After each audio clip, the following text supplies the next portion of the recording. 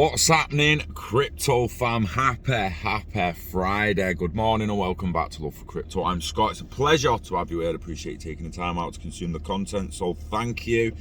This morning I want to talk about CBDCs and the fact that over the next 18 months we're going to be seeing mass rollout of them. We're going to be seeing more adoption and the beginning of mass maturity of crypto technology. We're going to have NFTs, smart contracts, all basically being mass adopted, mass maturing, and moving forward with an internet of value that touches every aspect of life. Now, the CBDCs is super interesting because, as we all know, it's the central banks dipping their toe into the crypto arena. And I want to give a shout out. I saw an article last night and I thought, you know what? I'm going to have a look over that tomorrow. I'm super interested in CBDCs. And it's an article on a WashingtonPost.com. But I want to give a shout out to Charles Lane, who wrote it. He's an editorial writer and columnist. He's actually put opinion by Charles Lane. Global opinions.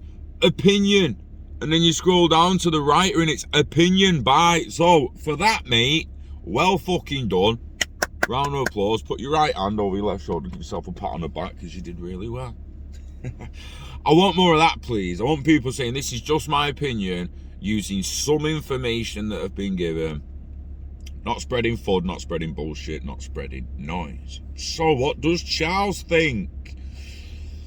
Central bank digital currencies, or CBDCs, is a hot topic in the economics and finance. The idea is that the official monetary authorities can harness the technology that gave us Bitcoin and other cryptocurrencies, but without the volatility.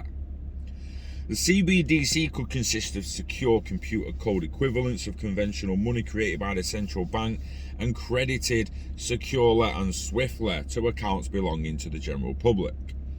Stirring speculation that it intends to create an alternative to the dollar in global finance, China has already introduced a prototype digital yuan via a mobile phone app with more than 100,000 users.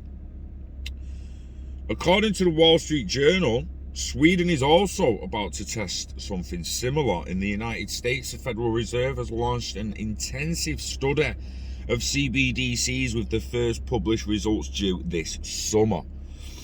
Everyone making moves towards a central bank digital currency. Some proponents see CBDCs as an instrument of financial inclusion, offering unbanked citizens direct access through their cell phones to social security payments or tax credits, or someday a guaranteed basic income. Careful who you say that round, mate. Some of them don't understand it yet.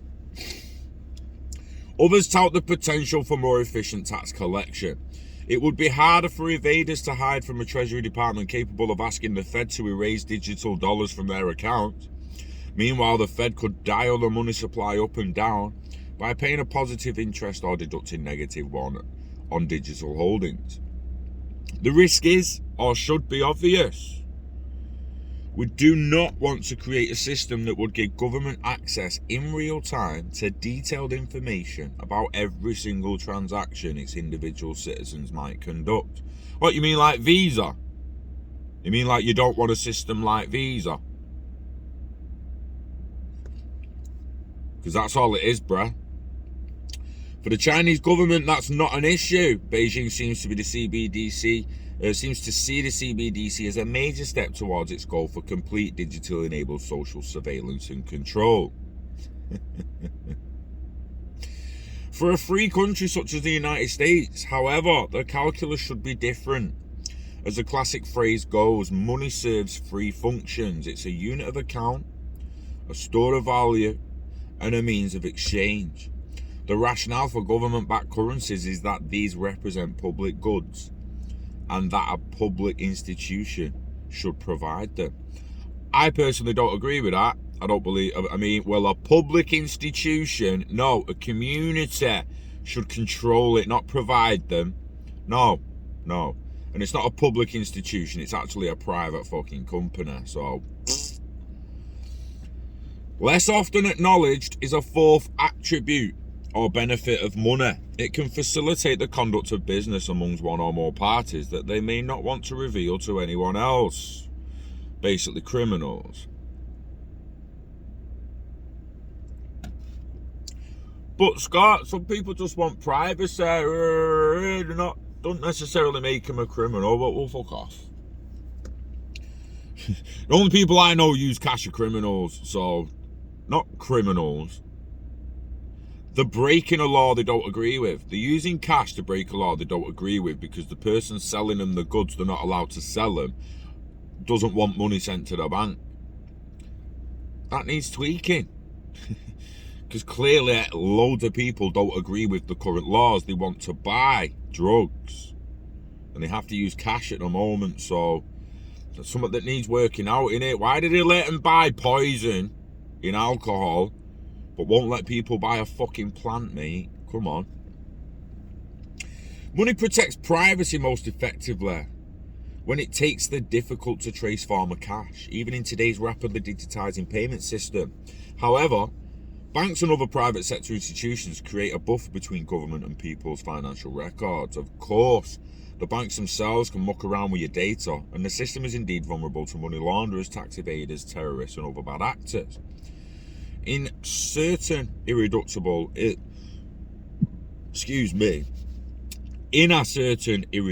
number of transactions, however, the participants do have legitimate interest in confidentiality of a competitive business idea, say, or political organising.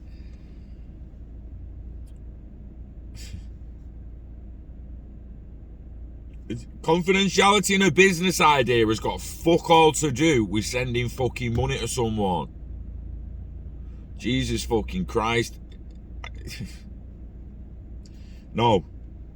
There is legitimate market for privacy of transactions, says University of Illinois economist Charles M. Kahn. Bitcoin in this market, the providers of stored value cards are in this market. To a certain extent, PayPal is in this market, as are the credit card companies with their tokenization programs for internet transactions, and government-provided currencies are also in the market. For this reason, mainstream CBDC proposals would channel funds through the existing commercial bank system as opposed to creating retail accounts at the Fed itself. Still, the data protection challenges, legal and technological, would be enormous. Americans and people around the world trust the dollar not just because the government behind it is powerful, but also because it's constrained by a robust body of law. No! They trust the dollar because the shop's gonna fucking accept it, mate. That is it. That is fucking it. It's the be all and end all. I don't care what's above that. I don't care what above that, which makes the shop take it. Legislation, law, say what you fucking want. But at the end of the day, if the shop you're going to says we no longer take cash, you don't want the fucking cash. I want something else to spend at the shop, don't I? It's as simple as that. Stop. People. It's his opinion. He's already said it. It's just his opinion. This is just mine. We're all entitled to one.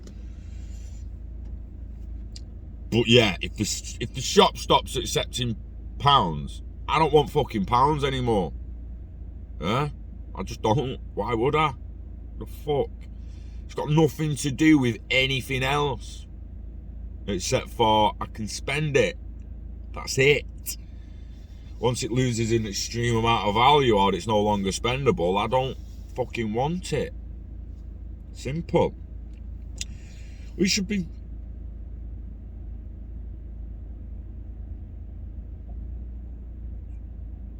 Interesting.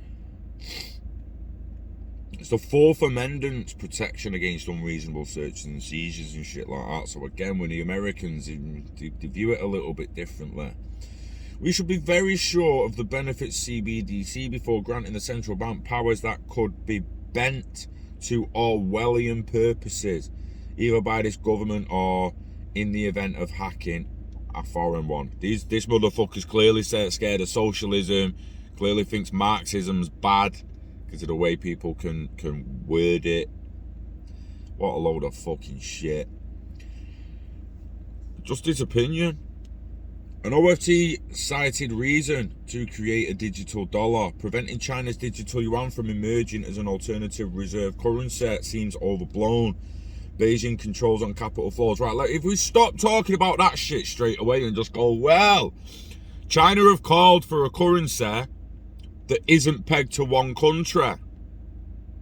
So their digital yuan doesn't suit what they've already called for over 10 years ago. The UN, everyone, they've all called for a supranational currency. A CBDC would not be a supranational currency as it would be in control of the central bank. It has to be a community bridge, community-controlled network, a community-controlled bridge between the CBDCs. Anyone know of one? Same goes for Bitcoin. Well, that flat. It seems. Let's have a read of that, right? So, a reason to create digital dollar preventing China's digital yuan from emerging as the alternative reserve currency seems overblown. Beijing controls on capital flows make the yuan unattractive as a store of value and will probably prevent the yuan from displacing the dollar. The same goes for Bitcoin, whose recent rollercoaster valuation shows how ill-suited cryptocurrencies are to replace government-backed money.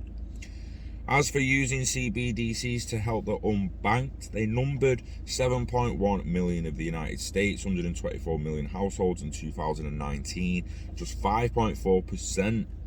According to the Federal Deposit Insurance Corporation, this is the lowest percentage since the FDIC began collecting data in 2009, suggesting that the problem, though real, is on its way to being solved.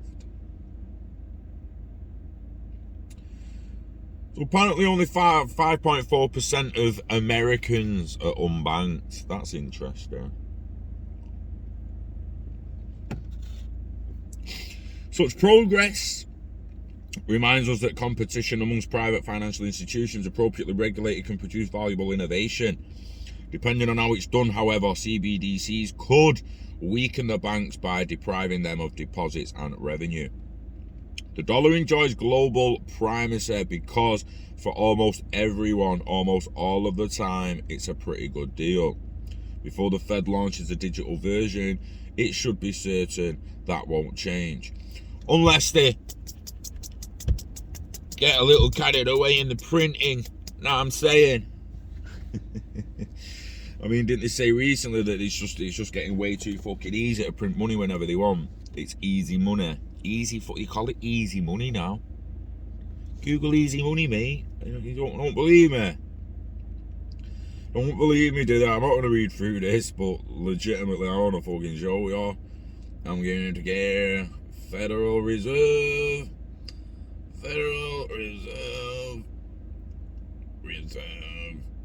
Can't fucking spell. Reserve. Easy money policy. Easy money definition. The easy money policy. What is easy money and tight money? The Federal Reserve's easy money policy is becoming irrelevant.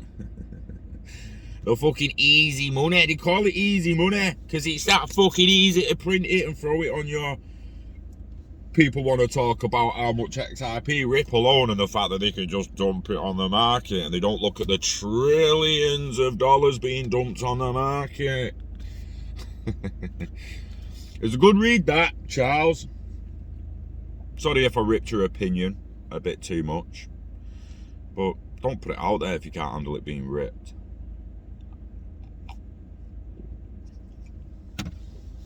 I don't think a CBDC is going to take the place of the dollar. I think the bridge currencies will, your XLMs, your XRPs, and all the rest. Oh, wrong all that, bro. Yeah. There's calls for a supranational currency, one not pegged to a country, nation, or entity. One controlled by the network and community. Decentralized. That's the future of the currency that takes the place of the US dollar as the main global reserve. It's exciting times, and it feels like I've been chatting about this shit for fucking years now because we legitimately just have. But We all saw the date to begin with. The ISO migration and everything else was by 2023. Looking for a stable internet of value by 2025. And then it's full steam ahead then, guys. But make no mistake, over the next 18 months, you're going to see big moves in the CBDC space. It's exciting times. It is exciting times. So you know the dance. Invest in yourself. Invest in the internet of value. Live long and hodl it all till you're ready to let it go. Yeah, wishing health and happiness to you and yours. Enjoy your Friday, baby. It's payday. Get some of them aiders. Get them in the wallet states, lad. Now, we love crypto. Can't wait for CBDCs. And we love you. So take care of yourself. And I'll see you on the next one. Peace.